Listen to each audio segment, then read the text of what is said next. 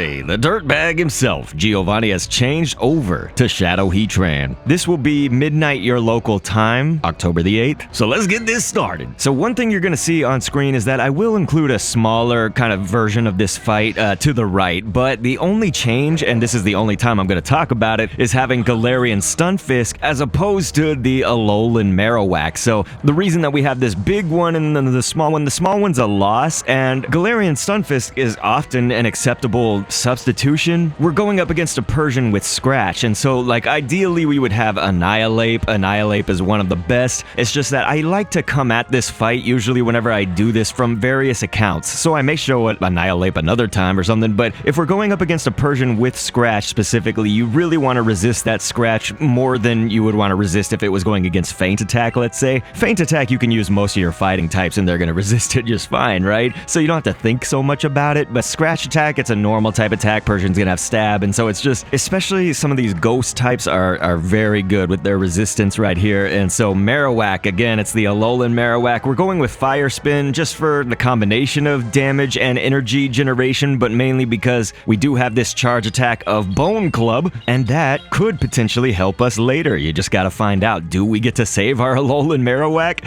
It'd be nice if you can not let it faint, right? So just to get a few other things out of the way, this account that we are playing as is level 41, and the Team Go Rocket leaders will scale. So let's say that you're below level 41. That would mean, for instance, this Persian right here, 7,421 on the CP. You'd fight one that is lower if your trainer level is lower. Now, if you're higher, it would be higher, right? Hopefully that makes sense for you, as he sends in his next Pokemon, which is going to be Rhyperior. Rhyperior is going to be straight up 256% damage to grass and water, because you got to think about it, right? Rock is weak to grass and water, so is ground. So that's different than the normal resistance, like let's say fighting or something would do 160% instead. And so that's why we actually have Ferrothorn in here. The nice thing about Ferrothorn right now is that it has the steel typing. You wouldn't want this going against Rhyperior, let's say with Mud Slap. While the grass would be good for that, it does have the steel typing that would take super effective damage, right? So it would nullify that out. So again, this is just for when it has Smackdown, like this one has, and look at how we just basically made mincemeat. Our Ferrothorn is below 1500. All these Pokemon that I do are 1500 or below. That's usually what I like to keep my videos at, and this is a way for not only maybe some budget teams for some of y'all out there, but hopefully it will demonstrate that yes, you can do this. Because you got to remember, let's say that you're level like 32 or something, just as a random example, something below level 41, well, you could use Pokemon that are higher CP, right? Like your Marowak could be 2000 plus, Ferrothorn, whatever, and so theoretically you could do better as long as you remember these kind of strategies. So the other strategy to mention, this applies to all Team Go Rocket fights, and we'll have text on screen so you can read it too. But essentially, every single time that you use a charge move or they use a charge move, as well as every time a Pokemon is switched out, that could also apply to fainting too. You'll see that the Team Go Rocket side is going to stand still, and so this is good time for you to be charging up your energy. Look, we got a power-up punch right here, so Heatran's not attacking immediately, right? That's where it attacks right there. So that's why we waited before, you know, we had a power-up punch pretty much ready to go in the chamber, at least on some of the previous attacks that we were doing. So even if you have that charge move ready to go, you want to wait till just about when they're ready to attack again. It's almost like 3 seconds, because that's valuable time that you get to overcharge, over-generate that energy. We like to say, you know, like farming that energy, right? Because it stacks on top of itself, you can chain just like I did, where Heatran basically didn't get to attack us very much at all.